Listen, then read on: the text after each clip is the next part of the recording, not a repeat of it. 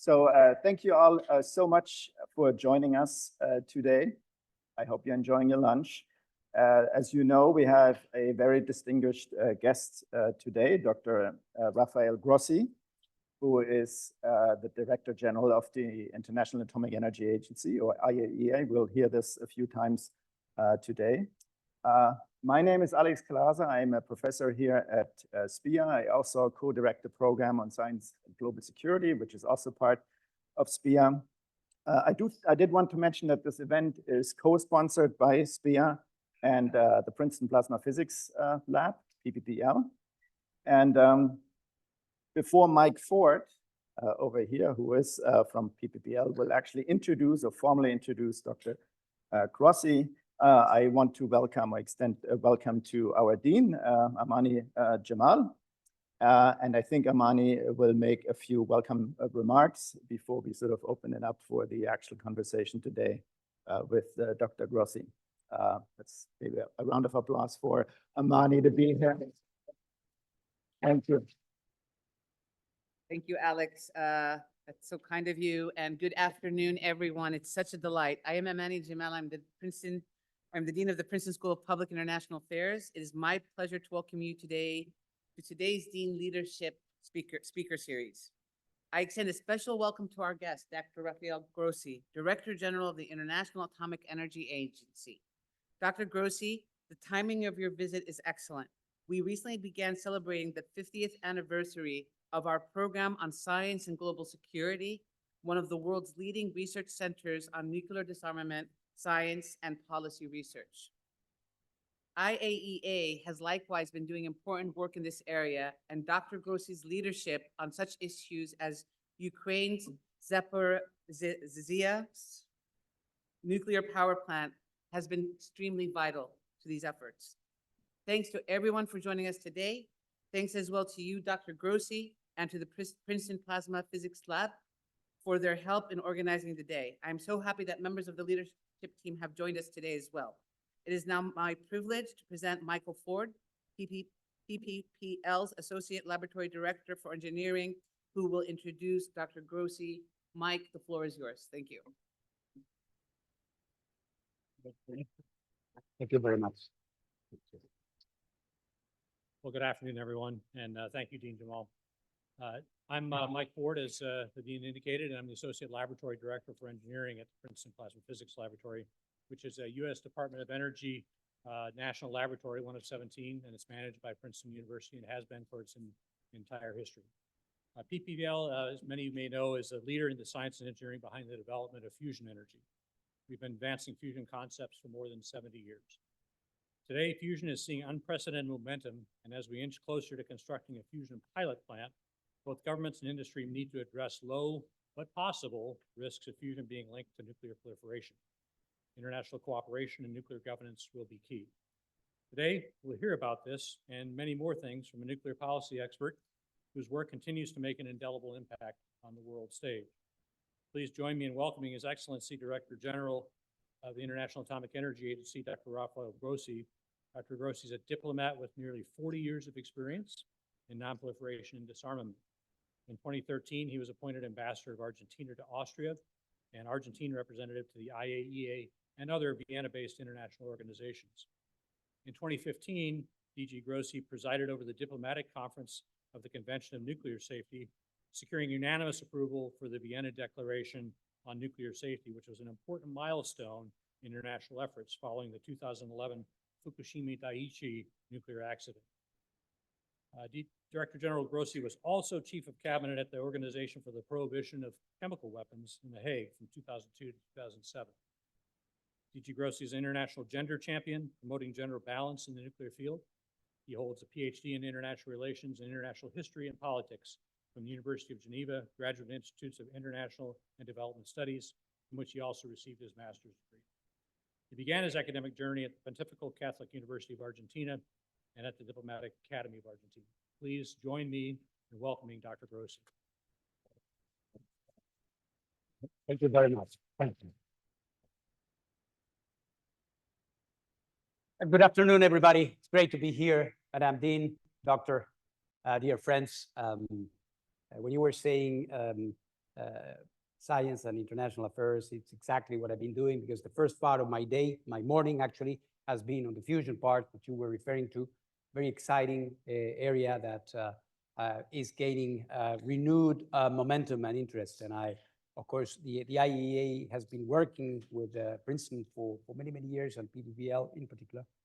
And I might be able to tell you a bit about that. But since we are going to have with Professor Glaser also some conversation, let me just encapsulate in as short time as possible what we are doing, how we are trying to work for the bigger good, for the greater good in the world, in spite of the challenges that we are having. The IAEA was created in 1957 and actually is a direct result of an idea which was exposed. As I was addressing the General Assembly of the UN earlier this week, I was saying from this very rostrum where I'm talking, somebody said, atoms can also be atoms for peace.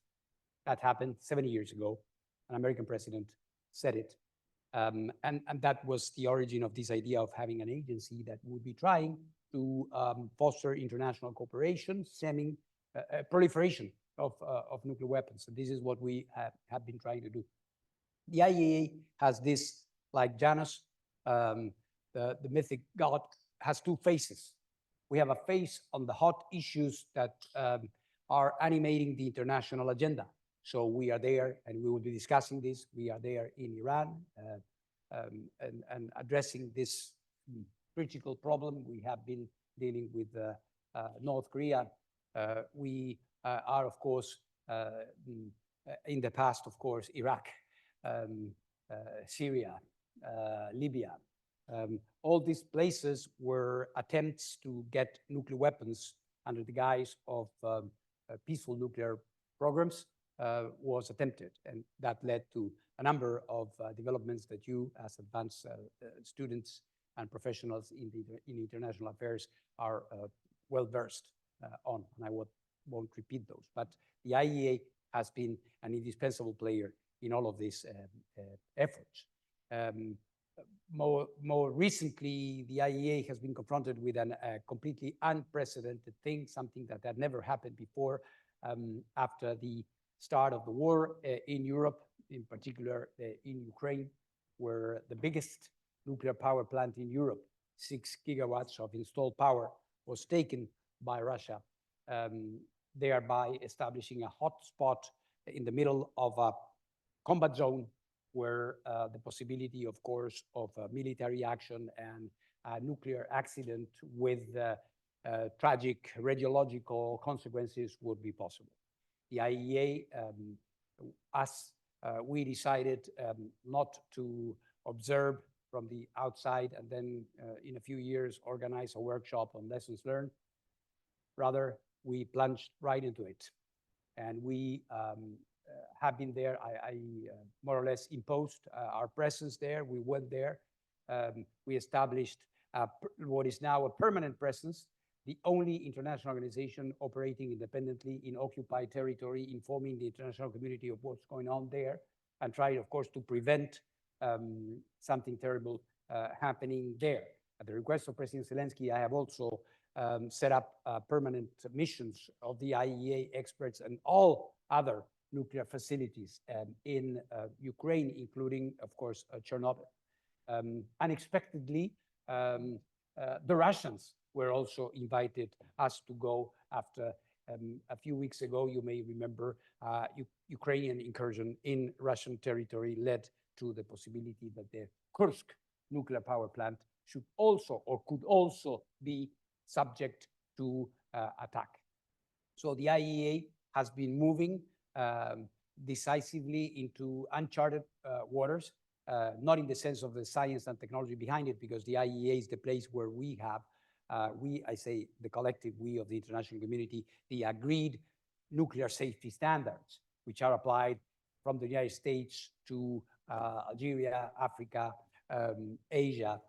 The common denominator on how you run and how to prevent accidents in a nuclear power plant is work which is done in and through the IAEA. So we have been exposed to this. We are doing that, and perhaps we can explore how well or otherwise we have been trying to do this. So this is an agency that you can see in this hard part of the international agenda, but importantly as well, and this is part of the first part of my day in Princeton, on all the areas related to nuclear energy, to fission, fusion. We are helping countries. It's not the case of the United States, of course, but many, many developing countries are acceding to nuclear energy. And it's very timely because you know that as part of the ongoing debates on climate change and global warming, there is a rediscovery for many, not for us, for many, of the value of nuclear energy, which is a virtually CO2-free emissions source of energy, and at the moment, is providing almost 30% of the clean energy that is produced on the planet is of nuclear origin. In Europe, 50%. So there has been, and this is a very fascinating topic, there has been traditionally a sort of a narrative that grew throughout the years, perhaps fueled by the accidents in Chernobyl and later on in Fukushima, that nuclear energy is something terribly dangerous and that should be banned in some way. That was, of course, a scientific opinion.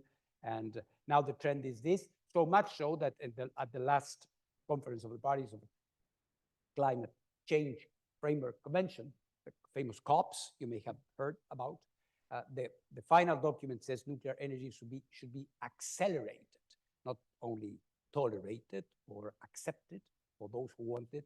The consensus of the 190-something countries attending this conference is that nuclear energy should be accelerated, of course, alongside renewable energies.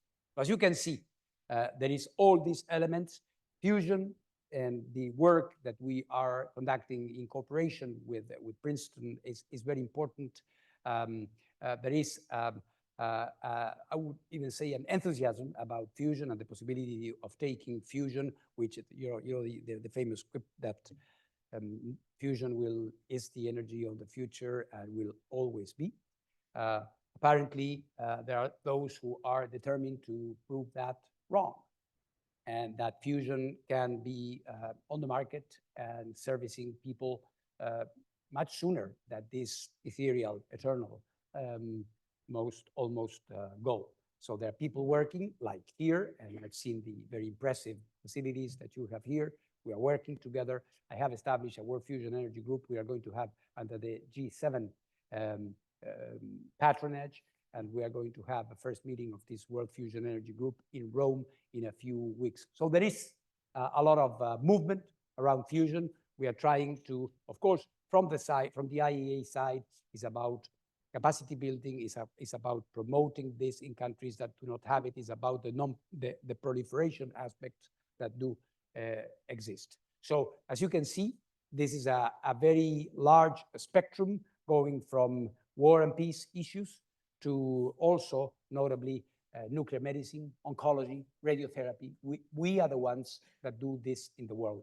We are the organization. It's not WHO. We work a lot with WHO, but when it comes to capacities and radiotherapy, is the IAEA. So we train people, we give Linacs, CT scans, and other equipment.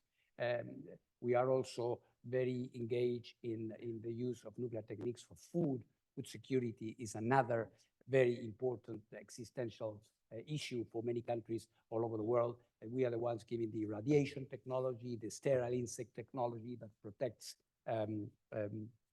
cattle, people, and so on. So as you can see, an incredible, formidable mandate that we have, and a great responsibility coming with it. So happy to be here, happy to discuss maybe in a sharper way the issues with Dr. Glaser. And of course, the most interesting part always for me in these kind of formats is to listen to you, to listen to your questions, your observations from your different perspectives. So again, thank you for having me. Thank you for spending your lunch break listening to me, and looking forward to the rest of the session. Thank you very much.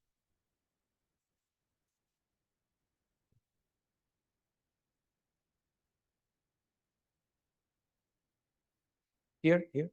Very good. You choose. Yeah, well, fantastic. Take this one. Okay. Good. Well, thank you so much for these opening remarks.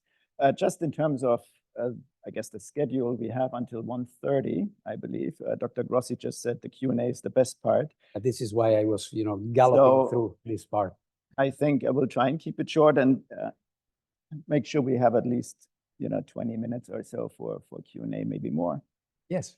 So of course I thought about possible topics we could discuss, and there are too many probably to cover. But as a heads up, I think you didn't mention Iran. You talked already about Ukraine. Maybe we can start there real quick. The future of nuclear power, which is sort of obviously also very relevant for the IAEA. And so we see where we are at the end of this conversation. I'm also interested in arms control, nonproliferation, and disarmament issues. So I think perhaps we can get there. But perhaps starting with Ukraine, since that's where you what you talked about just now. Obviously, there has been a lot of concern about a deliberate and accidental release of radiological material from Zaporizhzhia. Which, by the way, is or runs counter the Geneva Conventions, Article 56, Additional Protocol 1, which discourages or makes it illegal to attack nuclear facilities or nuclear reactors. I mean, there are some precedents actually. I brought a book. Let me just get this here. I brought it just for us here. There was someone here at SPIA in the 1970s. Ramberg was his name. Nuclear power plants as a weapon for the enemy. So the idea of actually having nuclear reactors in war zones isn't new.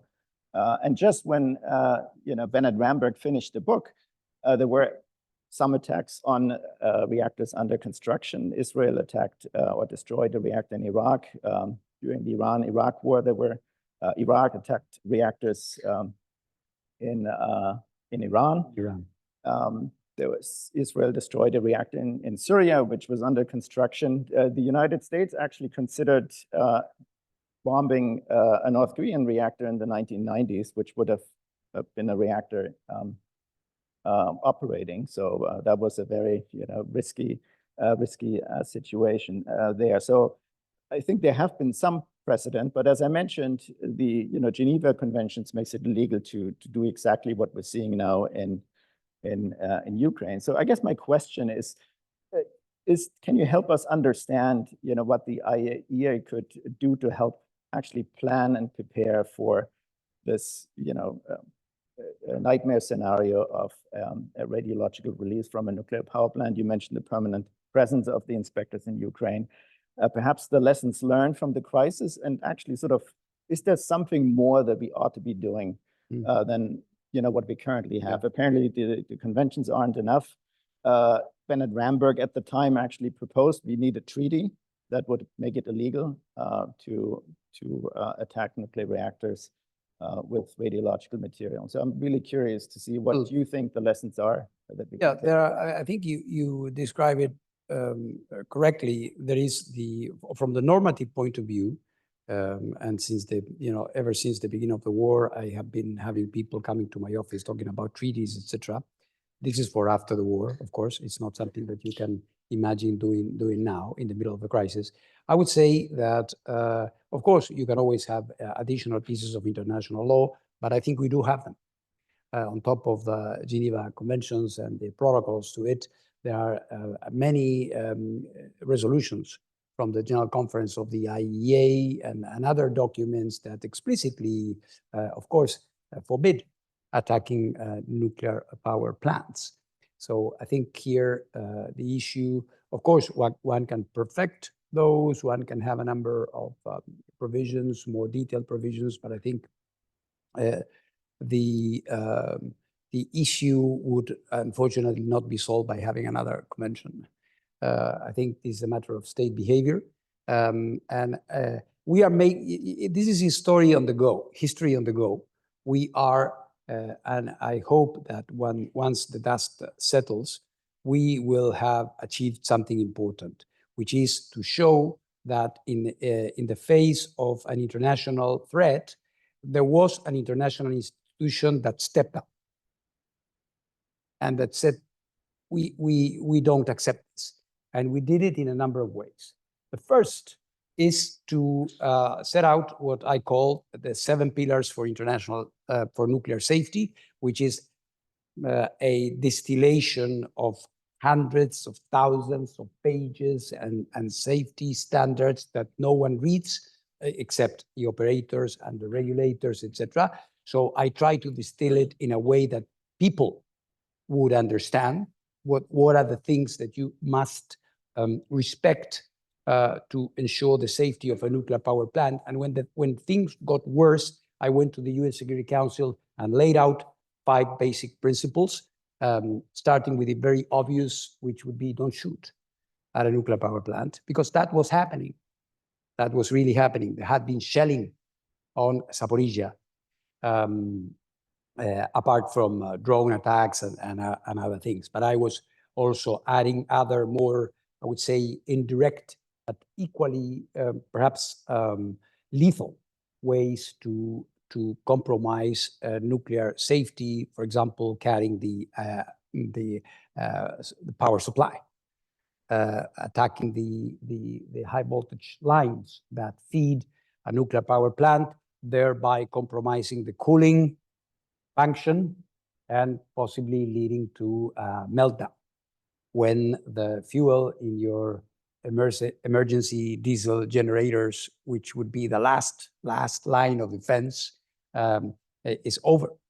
And let me tell you that we had, I would say, 8 blackouts, complete blackouts at Zaporizhia, which put us, on the path to that. I wouldn't say that we were on the brink of getting there, but it's clearly something that it would be a nightmare for any nuclear operator to find himself or herself in a situation where the nuclear power plant is cut off the complete grid of a country. And that happened as well. So we reinforced that.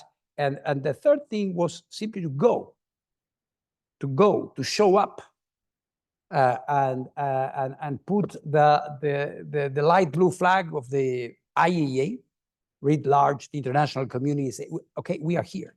We are watching what's happening. We are watching what's happening, and we should never compromise the security. And we are not only passive observers. We are interacting with the management of the plant. And I went there 5 times myself. The first time we went, we were under fire, literally. And a few weeks ago, I was there with my team, and the mines had to be exploded and removed from the path we were taking. So I think the interesting conclusion is that in a world that is very, and perhaps rightly so, skeptical about some international organizations, that we created them for that. We created international organizations to step up when things go really wrong. No country could do it. But the IAEA, we had a certain authority, at least to make it very difficult for Russians and Ukrainians to stop us from going there. When I declared publicly, I'm going no matter what. And that day, the first day I went, they tried to stop us many times, etc. And I was saying, you stop me, including Ukrainian that were very, keen on me not going, because they were saying, if you go, you legitimize the invasion. And I said, no, you will see that that is not the case. And today, I have an excellent dialogue with President Zelensky. I was with him a few weeks ago, and he is always saying how important it is to have the IAEA there. So it's an issue that we will be able to judge, and I think that scholars and analysts will help us in really looking into the whole the consequences of this. So now it's a time for action. It's not a time for treaty writing. The lessons learned, that's also is very well pointed. people were saying, well, we want you to tell us what are the lessons learned. Well, we are learning by the minute here. So it is, and we have different situations all the time. This summer, we had the gigantic cooling tower, one of the cooling towers of the plant up on fire. Maybe you saw the photos of this. I managed to go there. I went into the cooling tower. I went up. I saw what happened, and we are trying to assess it. So I think now it's a moment for action. It's a moment to prevent a nuclear accident taking place. Let me bring you to the other side, because to a certain extent, when I decided to go to Kursk, some people were not very happy with me. Why are you going there? Why are you helping the Russians? And I said, no, I'm not helping anybody. I'm just looking, as I should, to a situation where there is a potential of a nuclear accident at more serious than Zaporizhia, which is in technically speaking cold shutdown. This is an active nuclear power plant, hotter than a cold shutdown, and an RBMK reactor. An RBMK reactor is a Chernobyl type reactor, so it's a reactor that doesn't have a dome, doesn't have a protection. So with a normal conventional shell or a drone loaded with a few kilograms of explosives, you can create a big accident. This is why we went. So it's all about prevention, I hear you say, I guess, and not so much about hopefully planning for the worst case scenario. No, we are. That is a whole chapter which is called emergency preparedness and response. And this was one of the most important topics with regards to Russia, because since Russia is a nuclear weapon state, like the United States, we do not inspect in the way we would inspect any other country. So we have very little information about the EPR plans for that facility, or how the Russians could be prepared. Don't forget that on August 11, when the incursion took place, it really looked like there was a distinct possibility that the facility could be encircled, which didn't happen in the end. But what would happen? What were the lines of supply, as I was saying? So very difficult, ongoing challenge. Okay. I guess I'm going to do a hard pivot here to a different topic. Yeah. Because I do want to make sure we cover a broad range of issues here today, given the audience. And so let's talk about Iran for a second. And certainly we don't have the time to review the history of the entire crisis, but I think it's fair to say we're at a critical moment in time. The GCPOA, the Iran deal from 2015 has collapsed after the US withdrew in 2018. Some of its provisions, to be quite frank, would have expired very soon anyway. That's a separate question. Yeah. Meanwhile, Iran is making HU, a weapon-grade uranium, or highly enriched uranium that could be further enriched to weapon grade and weaponized very quickly. In fact, Secretary of State Blinken just a few weeks ago said Iran is 1 or 2 weeks away from making enough material for a weapon. You recently said that you wanted to hold talks with Iran's new president, Pezeshkian, by November on improving the cooperation with the agency. So I guess my question is, in your view, what would be sort of the most urgent priority to manage and start resolve the Iran nuclear crisis, given where we are, so to speak? How to turn the ship around and get back to a path to less crisis rather than more?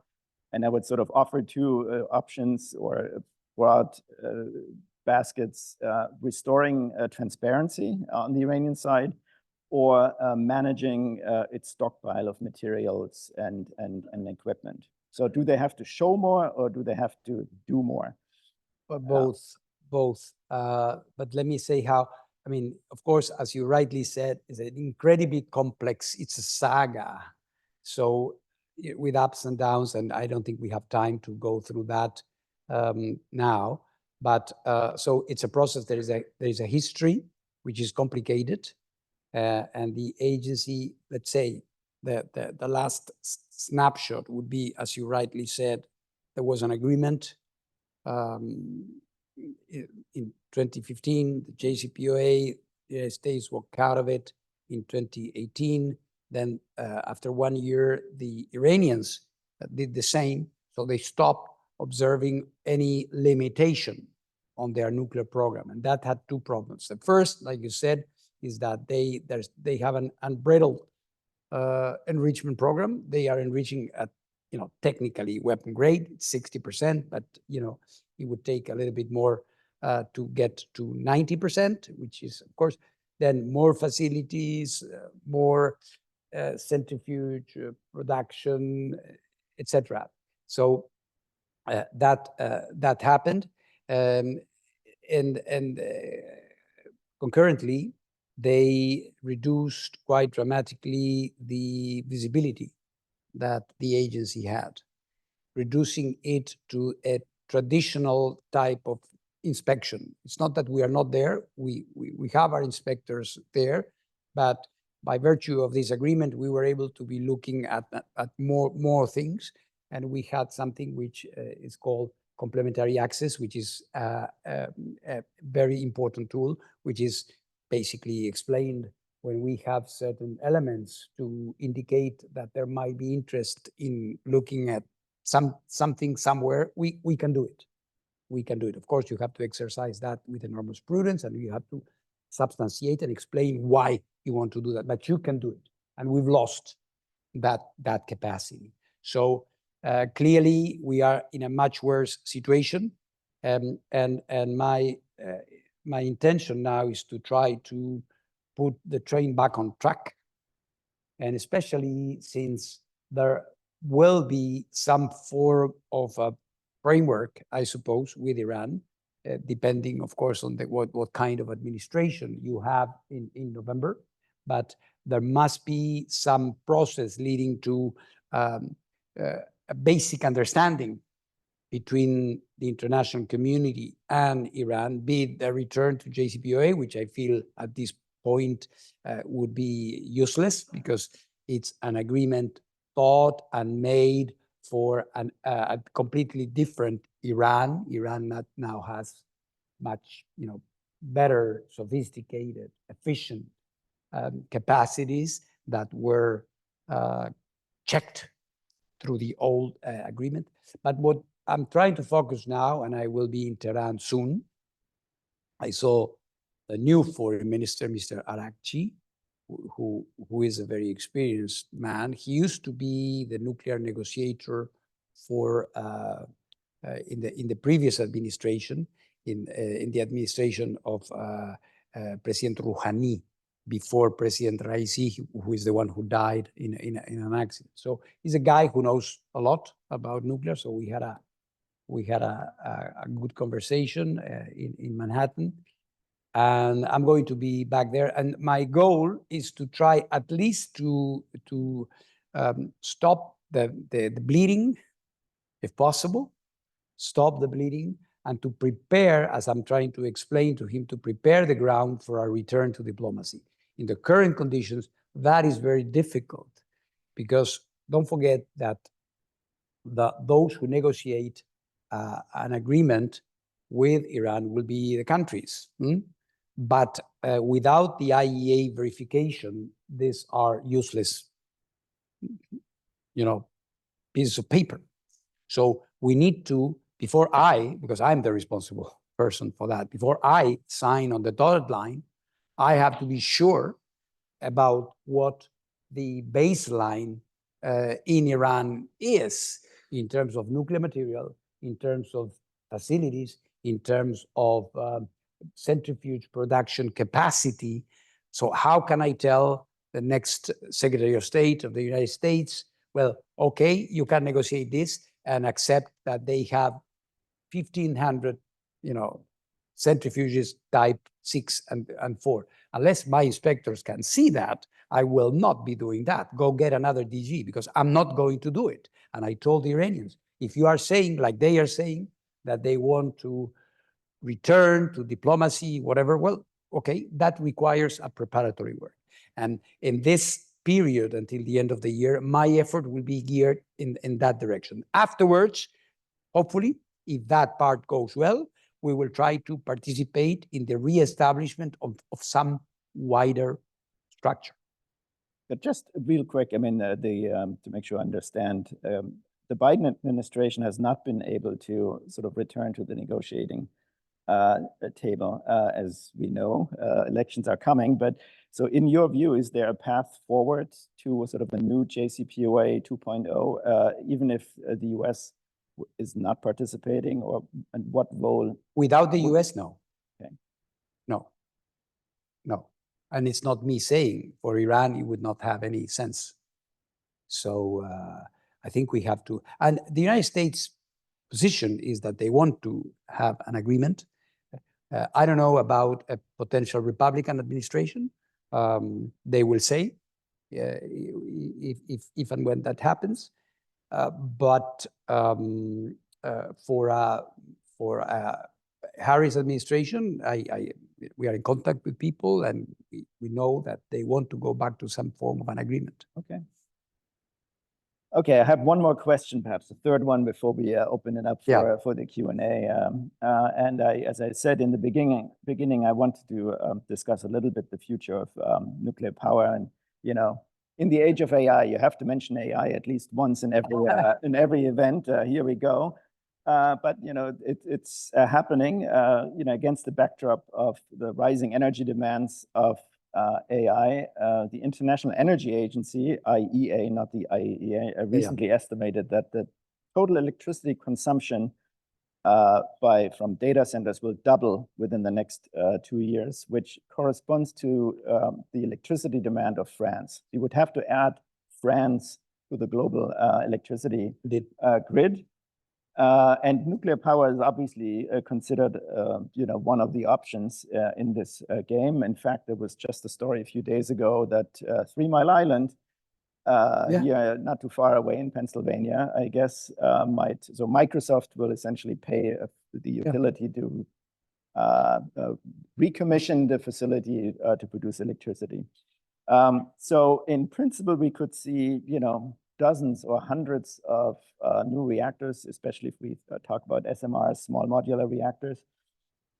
So my first question would be really what role, what challenges, perhaps even what opportunities do you see for your agency in this scenario where, again, where there's a rush or an urgency to deploy many new reactors in a very short amount of time, and many of which actually are sort of first of a kind.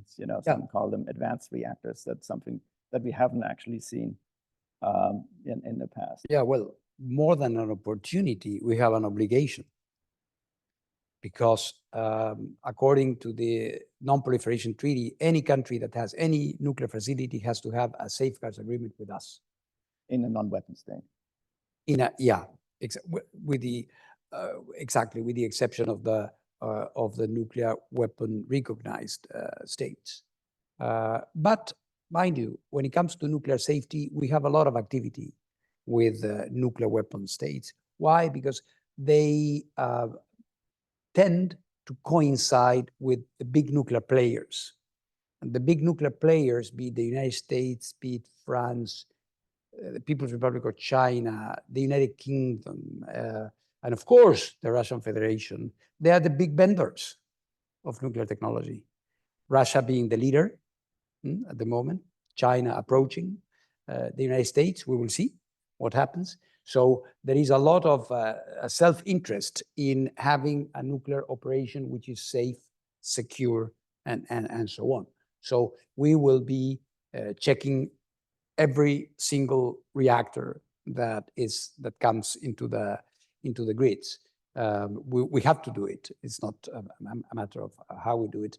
And I think you were very right also in pointing out the issue of artificial intelligence, not only in the sense of this fueling the need for nuclear power, because frankly speaking, without nuclear power, one cannot figure how can you, in a stable, dispatchable, reliable way, attend to these massive needs that are coming. So you have that, and it also this AI also help us do the safeguards work, because we are with a multiplication of nuclear material and nuclear facilities. As you can imagine, I cannot simply blow up my budget and create a monster in Vienna with thousands of inspectors. We need a strong IAEA, of course, but we need also to adapt our technologies, our approaches, and we are doing a lot of that with AI already now. So I think there will be a lot of work coming our way, but I think it's going to happen. Okay. So just a very small follow-up.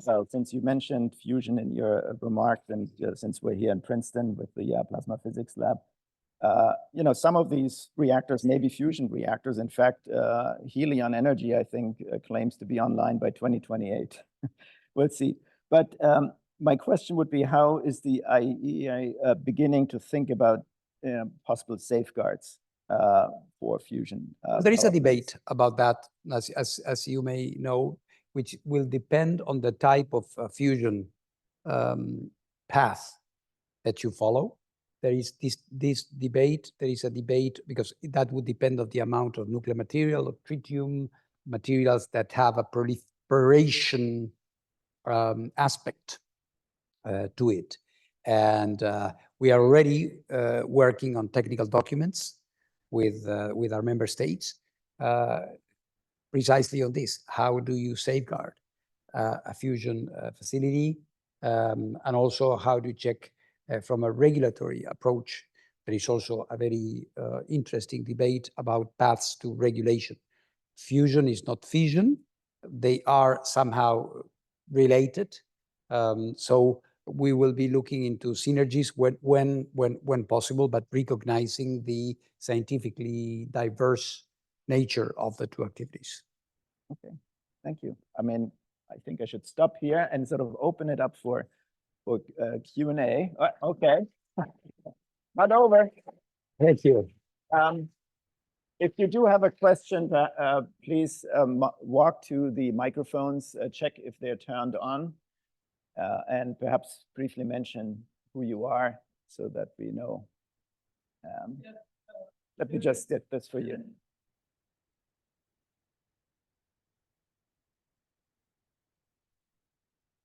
Thank you. Within the next few years, we're going to have nuclear-powered propulsion to go to the moon and beyond. Do you have any comments on that coming?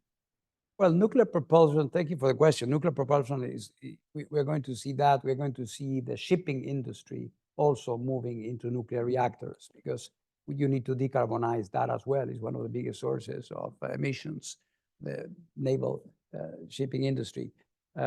As you know, when it comes to outer space, there are legal instruments as well that look into that, like the Outer Space Treaty of 1967. And when it comes to reactors, even if their destination is extra atmospheric, we will be checking in the same way.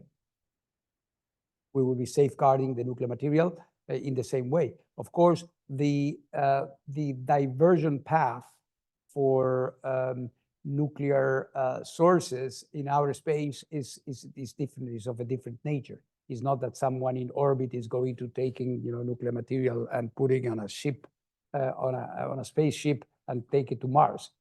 So the activity is different. The checking of the material is different, and there are ways, technically speaking, to prevent diversion and to check that the nuclear material that comes back to Earth, if that happens, is the exact amount that went up.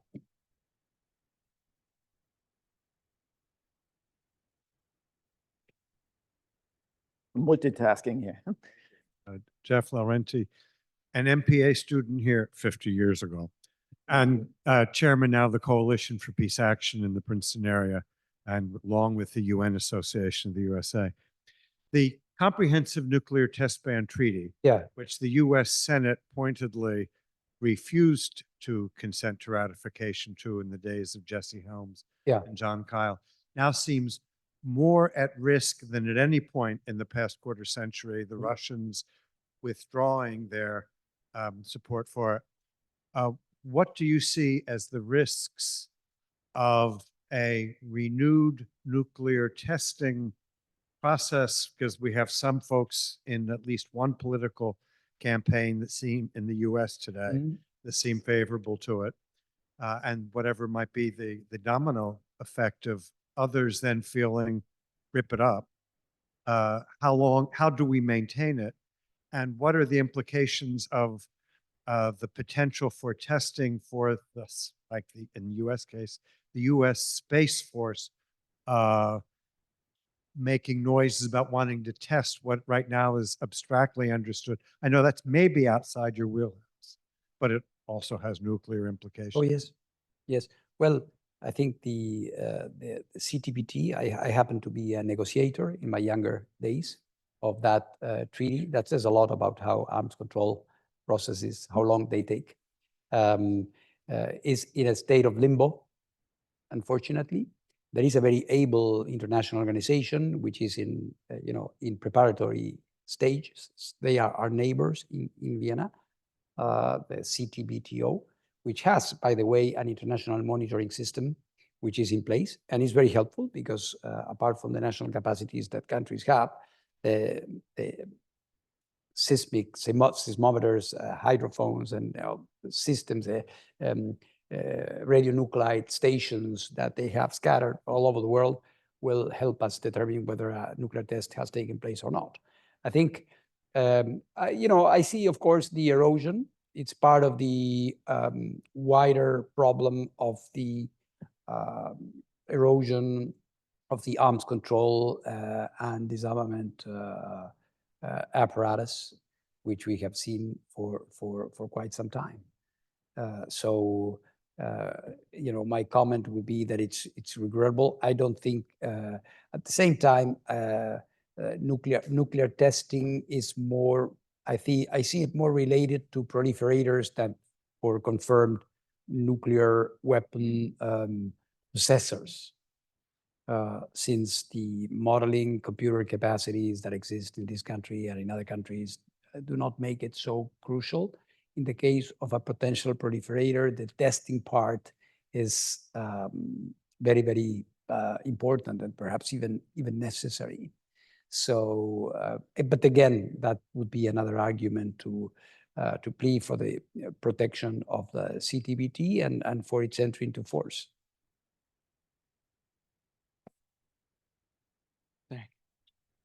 Thank you for your time. I just had one question for you. So, given that India and Pakistan are not ratified to the Non-Proliferation Treaty, how does the IAEA engage with both countries on nuclear security and non-proliferation efforts, if at all?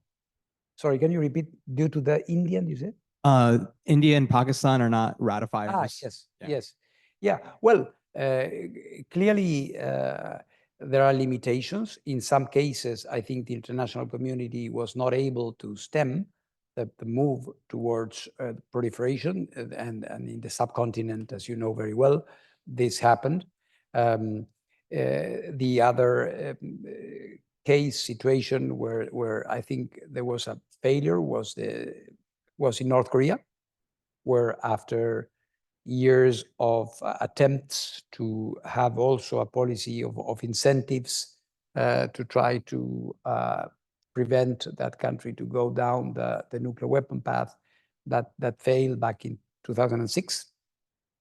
And this is what we are trying to do in Iran, actually, to avoid yet another country, and you can imagine in the current circumstances in the Middle East what that would imply if we were to fail.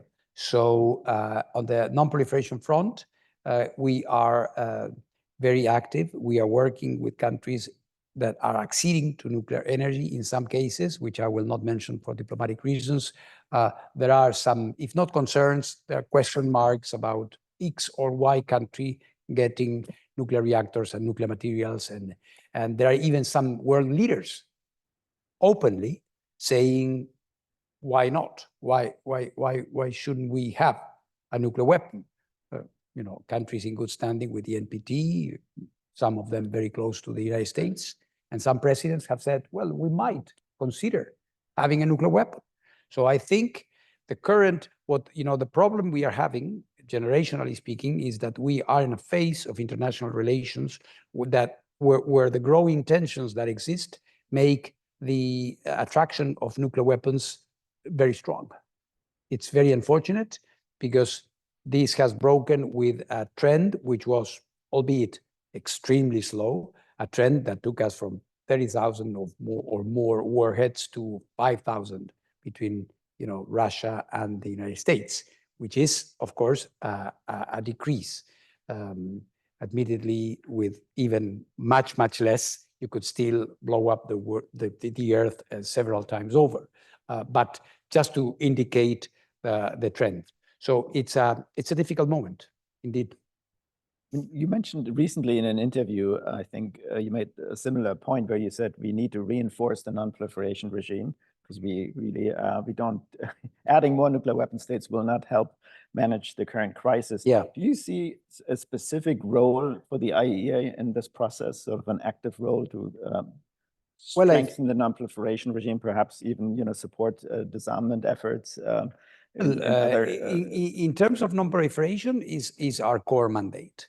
So I think we all have a central interest, and this is why, by and large, big powers support the IAEA, because they see that there is an interest in doing that, that without this regime, with all its flaws, limitations, that we are better off with it than without it.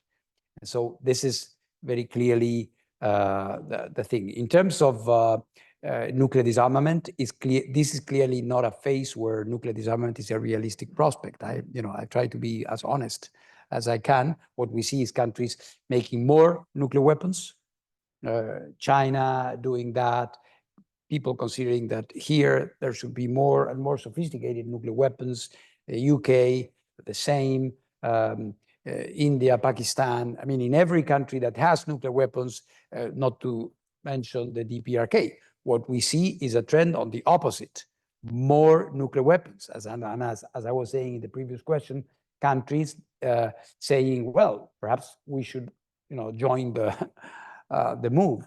So it is indeed a very complex juncture we are at. Just a quick question. I'm Sebastian Philippe. I'm a research scholar here at SPIA with the Program in Science and Global Security. And my question is related to China. So China, yeah. So you may have heard today that China tested an ICBM this morning, launched toward the South Pacific. And it's been reported in the past 2 years that China is building hundreds of new land-based ICBMs. And there are no questions about whether China needs or has already restarted production of plutonium for weapons. And one way they could do that is that their civilian breeder reactor program. Unfortunately, China has stopped submitting declarations to the IAEA about its civilian plutonium holdings in 2017. About what? Sorry, the echo is not good. China has stopped submitting declarations Yes. about its civilian plutonium holdings in 2017. So yeah, and so I was wondering if the IAEA was doing anything or taking action to re-engage China on this issue, essentially eschewing any concern that civilian plutonium stockpiles would be used for weapons now. well, yes, the concern is there, but we have to be honest here. The 5 permanent members of the Security Council, they have their nuclear weapons, and as to the nuclear doctrines and the strategic nuclear programs, no international organization has any power over it. This is the way in which the regime has been created. So I'm sorry, but I have to be brutally honest with you. What we try to do, and of course there are opportunities for someone like me to discuss with world leaders, and we try to influence in some ways. We try to understand what their basis for doctrine or a posture, maybe, but it is. I mean, there is a limitation there, which I don't see changing in the future. Doctor, you there? And there's Why don't you go ahead, Rob? Hey, I'm Rob Goldston. I'm a professor in the Astro Department affiliated with SPIA. And I do research on fusion non-proliferation, and we're developing ideas about possible efficient and effective methods to do safeguards at fusion power plants. One of the things that seems to be clear as we dig into this is that the IAEA's experience doing safeguards with, say, environmental sampling, local environmental sampling and so forth, swipes, that experience and other unattended monitoring systems, yes, that experience would be very helpful for a discussion that would be technically based to get towards things that would be, as we say, efficient and effective. So do you have thoughts about how to engage the safeguards department essentially with the academic, whatever we are, the wider community, to try to look at what the options are? indeed, the safeguards activity and the safety security as well. But when it comes to safeguards, we are constantly evolving. And we have, I think it's a biannual symposium where we gather academia and scholars, and that we bring them to Vienna to listen to them. And there are many very interesting papers that are brought to our attention, and technologies. And I should say in this, the Department of Energy has been a big supporter of the IAEA when it comes to safeguards activities and the development of safeguards approaches. So we have programs, active programs where, you know, we can train people, we look into their research, we do some research together. So there, I think we do see a positive area where there is a recognition for strategic reasons and also energy related, as we were talking about, because we see the projections from the IEA as well, with which we work a lot. It's an organization that we work together a lot with, that there's going to be a big increase. Some say it should be tripled. I don't know whether that's realistic, but it would be close to double, perhaps a little less, but there will be a lot of that. And we will have to be better at safeguarding. And this is exactly what you are referring to. Okay, I'm going to take one very last question in the very back here. Director General, thank you for being with us here today. My name is Carolina. I'm a mid-career master's student with SPIA. I'm also at the UN. And I wanted to pick up on the very important point that you just mentioned on Security Council reform or update, and perhaps with your other hat as being a diplomat from the Global South, and thank you for being a leader out there from the Global South.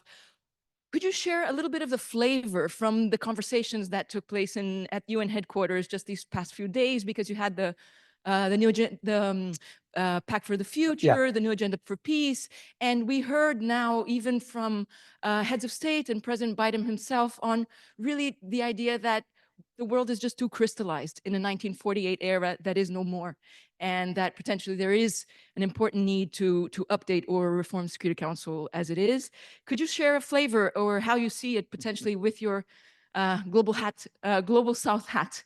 Thank you. No, thank you very much. It's of course, it's a very fitting question for to close this very nice exchange we had, because it takes us to I would say a wider reflection of what we are doing, how we are doing, how can we be better at doing it. You know, people working at the UN and diplomats are not you know,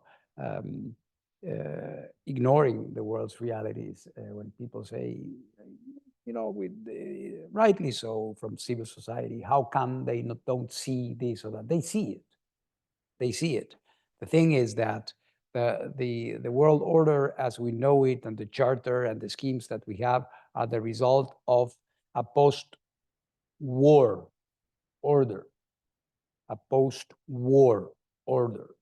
What the current attempts are attempts at reshaping some of these institutions as a result of an evolution as opposed to a conflict. And when it comes to a war in all its cruelty, it's a binary situation where you have winners and losers, and those defining the rules of the road are there and do it in a certain way. And 1945 was an important moment in that regard. Now you are dealing with a far more complex reality, which is how to assess how the world has moved. There's no doubt that 80 years, next year will be 80 years of the UN, all right? So when you are trying, and I'm trying to be clear in what I say, when you are trying to do that on the basis of an evolution of a system which is judged on the basis of which parameters? Is it the result of war, or is it a result of many other socioeconomic factors, political factors as well? But, and this is why the process, which I, as a diplomat with more than 40 years in this business, I have been seeing it, how, we've changed parameters, we've tried to approach it in one way, in another way. And when you look at the countries, because it boils down to the power of veto and who gets it. And then immediately, as a person that has experience already by what you said about yourself, then you will see that there are competing aspirations in the subcontinent, in Asia, even in my part of the world, which is relatively peaceful as compared with others, not to talk about Europe and others. So I think it's a big challenge. Of course, the result of that, and my comment should not be a comment leading to passivity or hopelessness. I think that we are seeing for the first time in many years some movement, the fact that there is a recognition of Africa as being an area that needs more representation without veto, of course. This is not going to happen, at least now. And there are other places in the world aspiring to a similar status, is a beginning. I think we have an imperfect international order, and we have to make use of the tools we have to do it right. And I claim to believe that the IAEA is one of those few really efficient tools that we have to try to avoid the worst. You remember the words of Dag Hammarskjöld, who said, UN is not going to take us to heaven. Perhaps, avoiding hell is good enough. On that note, thank you so much. We have to. Thank you again. Thank you very much. That was a pleasure. Thank you. Thank you very much.